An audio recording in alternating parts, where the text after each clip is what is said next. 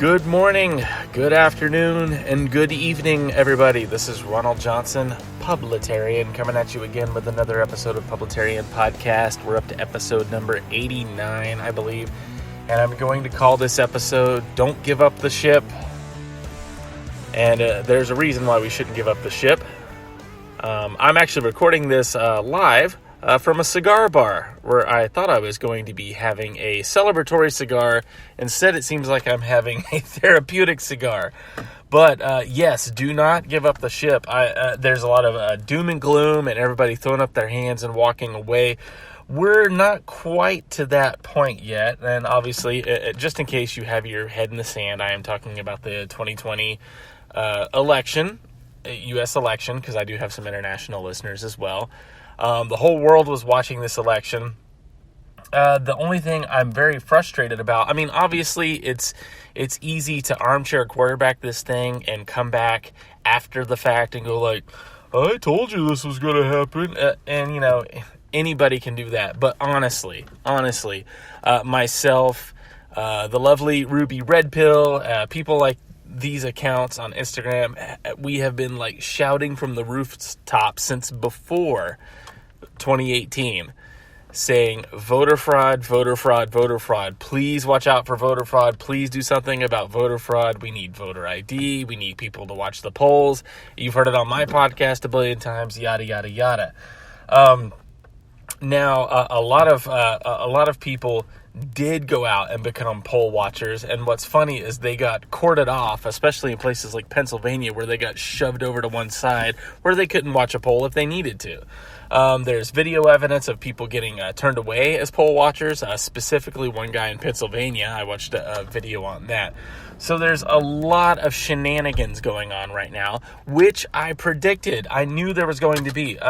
The problem with some of my friends in the Instagram sphere and the Politigram sphere, they had all these models and stuff predicting the Trump victory.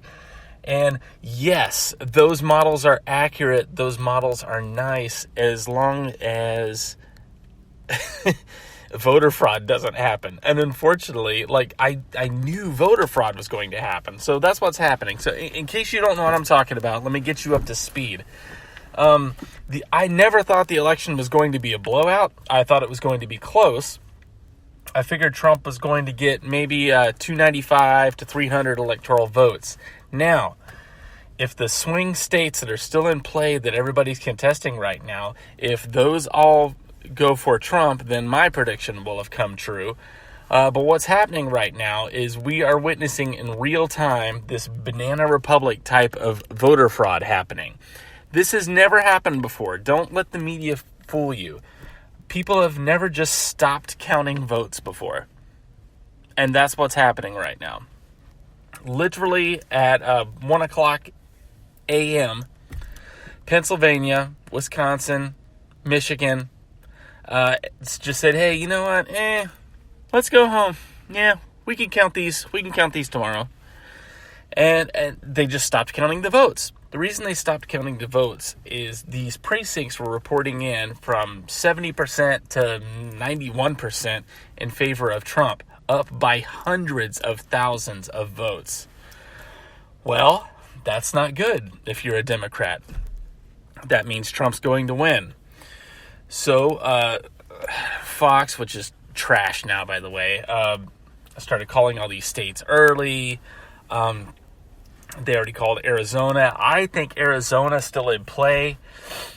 In Arizona, a lot of Republican voters were issued Sharpies to fill out their vote, which automatically makes the vote invalid. I think that was done on purpose. So I'm pretty darn sure they're going to recount Arizona, and I think that by a slim margin that will end up going to Trump.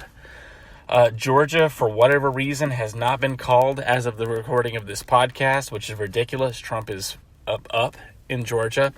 And Trump was up by hundreds of thousands of votes, even by 700,000 votes in Pennsylvania. Oh, Joe Biden, the Scranton kid, his area, not even winning Pennsylvania. So what happened what I think is happening now is all the Democrat operatives are going behind closed doors and going, okay, we were prepared for this. How many votes can we manufacture? How many votes can we turn out in favor of Joe Biden? And in Michigan, lo and behold, they just found like 200,000 votes, a 100% reporting for Joe Biden. If you look at the map of the graph, of the votes being recorded, it takes this vertical leap upward towards Joe Biden, which of course is horseshit. It's just so patently obvious that voter fraud is happening. And the voter fraud is the part that's really pissing me off. Not that the Democrats are doing shenanigans, because I knew they were going to do shenanigans. It's the fact that we're letting them do the shenanigans. There should be no reason for this whatsoever. So I came on as an encouragement, even though there is some doom and gloom, because the election is still a toss-up. But unfortunately, I think this is going to have to be decided in the courts.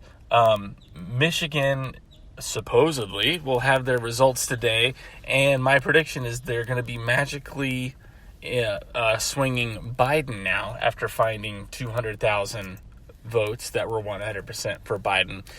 So what you're saying, well, Ronald, what do we do? Not much we can do right now, but the good news is the Trump campaign, the Trump team, the president himself is very much aware of what's going on. He even gave a 2 o'clock a.m. Press conference regarding it. And so we're going to try and get to the bottom of these shenanigans in these states. Unfortunately, I think a few of these states are probably going to have to go to the courts. There's going to be some recounts involved. But really, we could have just fixed all this with voter ID and in-person voting. The fact that the Supreme Court, thank you, liberal in disguise John Roberts, said that it was okay for Pennsylvania to count votes with no postmark and no match signature, basically just, whatever vote comes in, they're going to count, is bullshit. The good news about that, like I said, is Trump was up like 600, 700,000 votes. I don't even think the Democrats can manufacture 700,000 votes. But in these slim margins ones where he's winning like by 20,000, 100,000, 200,000, they can certainly manufacture that. And I think that's what's going to be happening in these states. So just stay vigilant. We're not out of this fight yet. I did not think this was going to be a blowout. I really didn't. I thought this was going to be razor thin margins because of voter fraud, and also because the mainstream media, academia, and big tech have just all been against this president. And you, actually, the voters, the American people. So if things do go towards Biden, I think we're going to officially be in a banana republic. And then we're just going to have to start planning accordingly of what we do from there. I said on previous podcasts that Trump's going in no matter what. I still hold true to that. The other problem that we're facing, I'm just trying to give you all the bad news too. The other problem that we're facing is a lot of us. When I say us, I just mean like free thinkers. You can be right wing, you can be left wing, just people that like freedom and liberty and the American way of life. We've got a lot wrapped up in this, and we can't be 24/7 warriors. A lot of us have, kids, family, 401ks, jobs. That's where the left always gets us, because they have academia, they have the media, they have big tech, and they also have people that don't work for a living that can just go be activists whenever they want. This may have to start costing you guys. And I'm hoping it's not going to come to that, but hopefully this will all get shaken out in the courts. But a publicitarian prediction here, I don't think this is going to be settled within the next day or two. I think this is going to be another election 2000 situation where it gets dragged through the courts, and then somebody's going to have to pick a winner. Some more good news. The Republicans have held the Senate. It looks like we're going to hold the Senate. We picked up some seats in the House, but it looks like Nutty Nancy is still going to be the Speaker, and the Democrats are still going to hold the House, it looks like.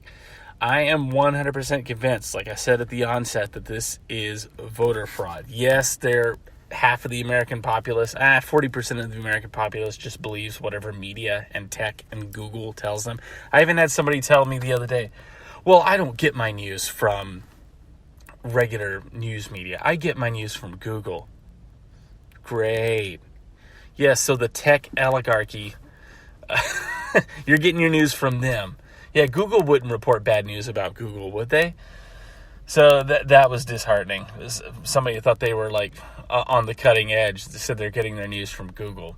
I don't know how long it's been since any of my listeners have tried to use Google, but if you search anything on Google, the first pages of results you get will all have like a left-wing liberal bias. That's why I promote DuckDuckGo, even though that search engine, God, is not that much better anymore. You still have to really dig to find your information.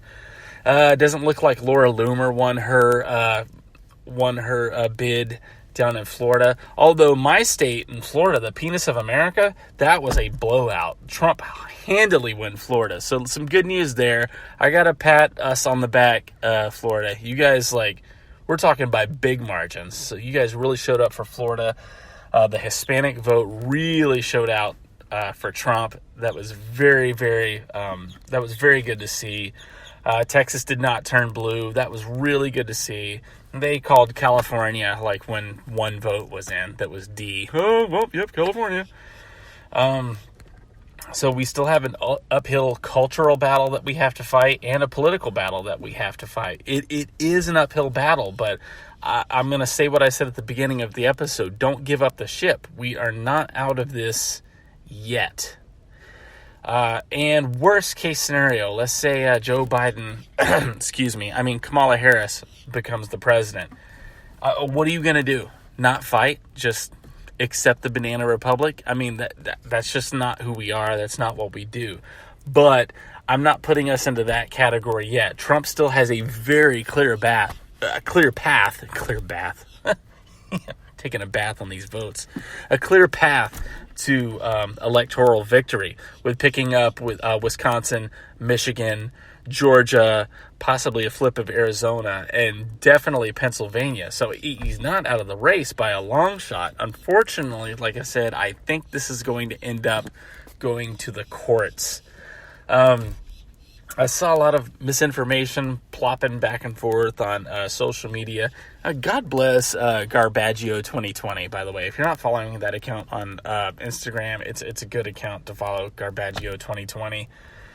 He does some Q stuff, which I'm not down with. Oh, yeah, speaking of Q, nothing can stop what's coming. It came. Where were you guys? Anyway, I still think the Q crap is a LARP.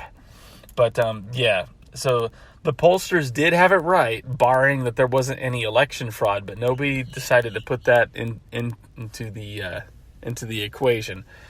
So there's obviously voter fraud happening. Just the unanswered question right now is, what are we going to do about it, and what can we do about it? So I wish I had some better news on that front, but again, do not give up the ship. We are not out of this. I just think it's going to be, if a lot of my younger listeners weren't around for like the election 2000, it was like this long, bitter, drawn out, like almost to Christmas fight. And then Bush finally ended up becoming the president. Spoiler alert. So it is possible. It can still happen. Just these margins were just super fishy. We all went to bed and we saw all these states turning red. And then all of a sudden, all the states that were turning red magically went, oh, yep, we're going home. We're not counting any more votes. So that's total bullshit. And it can't be allowed to stand. Trump's already made some remarks about it last night. There's lawyers on the ground. There's boots on the ground. The Department of Justice is investigating certain polls already.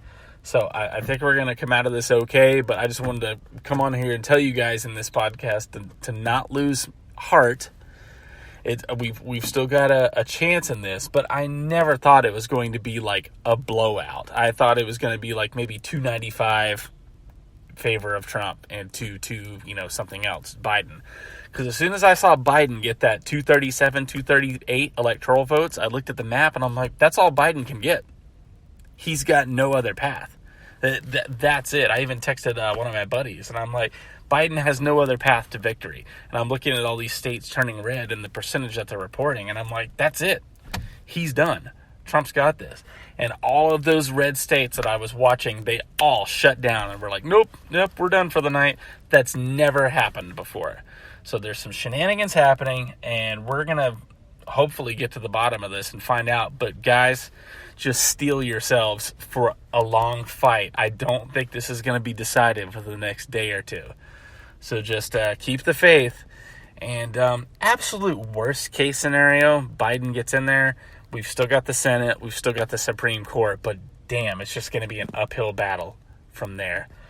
So anyway, I still think we got this. I don't think we need to be running for the hills just yet. We need to stay in this fight.